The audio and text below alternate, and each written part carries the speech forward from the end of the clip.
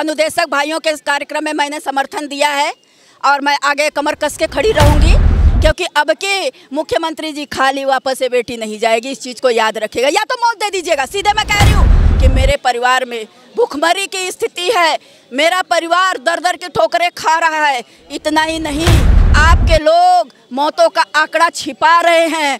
सत्य ये है 12,000 से ज़्यादा लाशें उठ चुकी है। जब ये बाल घुटे थे तब भी कोई नहीं जानता था कि कल क्या होने वाला है, किसी को नहीं पता था। उप मुख्यमंत्री जी की अध्यक्षता में हाई पावर कमेटी बनाई गई, डॉक्टर दिनेश शर्मा जी उसकी अध्यक्षता की है, मुख्यमंत्री जी उसको देखते रहे कि आप संविधान बदलेंगे, हम आपको बदलेंगे।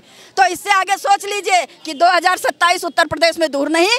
जब भी बात आती है अनुदेशकों की, शिक्षकों की, शिक्षा मित्रों की, हमारे दिमाग में एक जो छवि बनती है वो छवि बनती है संघर्ष की। एक बहुत लंबा संघर्ष 2017 से लेकर 2024 एक इतना लंबा समय हो गया है जिसमें न जाने क्या क्या नहीं होगा। विधानसभा चुनाव, लोकसभा चुनाव, कितनी सारी चीजें हो गई, कितनी पॉलिसीज लागू हो गई, लेकिन जो कुछ अगर इस बीच में नहीं बदला है तो वो शिक्षा मित्रों और अनुदेशकों की समस्याएं। उनकी समस्याएं लगातार बनी हुई, उनका संघर्ष एक प्रकार से जारी है, लेकिन फिर भी न जाने क्यों सरकार इनकी समस्याओं को सुन नहीं रही है। ये शिक्षक लगातार प्रयास कर रहे हैं किसी भी प्रकार से इनकी समस्याओं का हल हो जाए, लेकिन इनकी समस्याओं का हल नहीं हो पा रहा। और अब शिक्षकों ने ठान ली है कि अब तो वो अपनी समस्याओं का हल करवा कर ही रहेंगे, सरकार को अब झुकना ही पड़ेगा। और हमारे साथ बातचीत करने के लिए आज राष्ट्रीय अध्यक्ष उमा देवी जी, उनसे बातचीत करेंगे और जानेंगे कि उनका जो आगरा का कार्यक्रम था वो कैसा रहा है और आज यहाँ के कार्यक्रम को लेकर वो क्या कुछ करना चाह रही है। उमा जी, तो आभार सभी मीडिया बंधुओं का, यहाँ उपस्थित मेरे अग्रजों का, अनुज का। इस अनुदेशक भाइयों के इस कार्यक्रम में मैंने समर्थन दिया है और मैं आगे कमर कस के खड़ी रहूंगी। अब रही बात शिक्षा मित्र परिवार की, इसी धरने में हो सकता है मैं शिक्षा मित्र परिवार भी उतार दूं, क्योंकि मेरी रणनीति तैयार है। मात्र बड़े भाइयों के आशीर्वाद के लिए मैं इंतजार कर रही हूं कि किस दिन कैसे किस तरीके से अभी और चर्चा हमारी हो जाए पुख्ता तरीके से, क्योंकि अब के मुख्यमंत्री जी खाली वापस से बेटी नहीं जाएगी, इस चीज़ को याद रखिएगा। या तो मौत दे दीजिएगा, सीधे मैं कह रही हूँ, पूरे उत्तर प्रदेश को एक फरमान जारी कर दीजिएगा कि जितने संविदा कर्मचारी आपने बनाए, क्योंकि अध्यापक होते हुए भी आपने संविदा बनवा दिया, गरिमा ताजपोशी होते हुए भी शिक्षा मित्र परिवार को आपने संविदा पे लाके खड़ा कर दिया। तो मैं बड़े कड़वे शब्द में कहूँगी आपसे, और कड़वे शब्द में इसलिए कि ये बात आप तक पहुँचे, और विनम्र भाव में विनती इसलिए कि इन बेटियों की लाज आपके हाथ में है। ये बेटियां आपकी हैं, दूसरे सरकार की नहीं है, क्योंकि शिक्षा मित्र परिवार का जन्म बीजेपी सरकार में स्वर्गीय मुख्यमंत्री कल्याण सिंह ने दिया था। अब मैं चाहूँगी आपसे कि आज उनके पोते शिक्षा मंत्री हैं संदीप सिंह जी, वो अपनी गरिमा की लाज बचावें।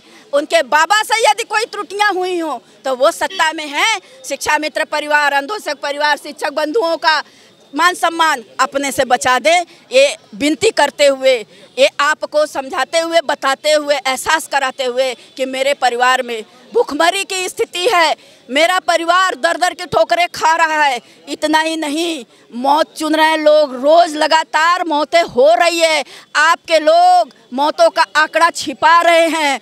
सत्य ये है 12,000 से ज़्यादा लाशें उठ चुकी है। आप विद्यालयों से आंकड़े मंगवा लीजिए, आपको पता लग जाएगा। और नहीं, अभी भी मैं ये नहीं कहूँगी, हो सकता है आपकी कोई विषम परिस्थिति हो, आपने सच न समझा हो, तो अब समझ लीजिए, क्योंकि ये मुख्यमंत्री जी से कहूँगी, ये बेटी प्रधानमंत्री जी के पास भी पहुँची है, अब राष्ट्रपति जी के भी पास पहुँचने का रास्ता ढूंढ चुकी है। उमा जी, आप लोग आगरा पहुंची थी और आगरा के प्रोग्राम के बाद अब आपका अगला प्रोग्राम क्या होगा? धरने की तैयारी है बहन मेरा, बहुत जल्दी मैदान में उतरूंगी। आगरा का कार्यक्रम कैसा रहा आपका? आगरा का कार्यक्रम बहुत सफल रहा, भाई बहनों ने बहुत सम्मान दिया, बहुत योजनाएं बनाया, उन लोगों ने अपने दर्द को मेरे से कहा और दर्द मेरे साथ बांटने के लिए कंधे से कंधा मिलाने का उन्होंने संकल्प लिया। ये मेरे लिए गौरव की बात है। अभी जैसे कि अनुदेशकों ने ये कह दिया है कि वो अनिश्चितकालीन सत्याग्रह करने वाले हैं, तो ऐसा ही कुछ शिक्षा मित्रों के द्वारा भी किया जाएगा, तभी लगता है अब सरकार उठेगी? ये तो मैदान में बताऊंगी, क्योंकि यही चीज़ आप लोग पूछ के पहले ही सरकार को आगाह कर देते हैं। सरकार अपना अनुशासन पहले से तय कर लेती है कि ये करने वाले हैं, इनको पहले से कुछ नहीं बताओगे। मैदान में क्या होता है कौन जानता है। जब ये बाल घुटे थे तब भी कोई नहीं जानता था कि कल क्या होने वाला है, किसी को नहीं पता था, लेकिन मिनटों सेकंडों में पूरा बदल गया कायाकल्प। बाद में इतने लोग आनंद फानंद में दौड़े, यहाँ तक कि ब्राह्मण समिति दौड़ी, मुख्यमंत्री जी के लोग दौड़े, आनंद फानंद में उप मुख्यमंत्री जी की अध्यक्षता में हाई पावर कमेटी बनाई गई, डॉक्टर दिनेश शर्मा जी उसकी अध्यक्षता किए, मुख्यमंत्री जी उसको देखते रहे और आज तक वो कमेटी गायब है। मैं उसी कमेटी की मांग करूंगी कि हाई पावर कमेटी का रिजल्ट जारी करते हुए शिक्षा मित्र परिवार को रोटी और सम्मान दीजिए, वरना धरातल पर आते अब देर नहीं लगेगी, मेरी शुरुआत हो चुकी है। और नहीं तो सबको एक साथ फांसी का फरमान जारी कर दीजिएगा, विचार कर लीजिएगा प्रधानमंत्री जी से, क्योंकि संविधान बदलते बदलते जनता ने उन्हें बदलने का आगाह कर दिया, उनको अल्टीमेटम दे दिया कि आप संविधान बदलेंगे हम आपको बदलेंगे। तो इससे आगे सोच लीजिए कि 2027 उत्तर प्रदेश में दूर नहीं और भारत में भी फिर चुनाव आएगा तो ये बहनें ये बेटियां कमर कसेंगी, इसमें दो राय नहीं है।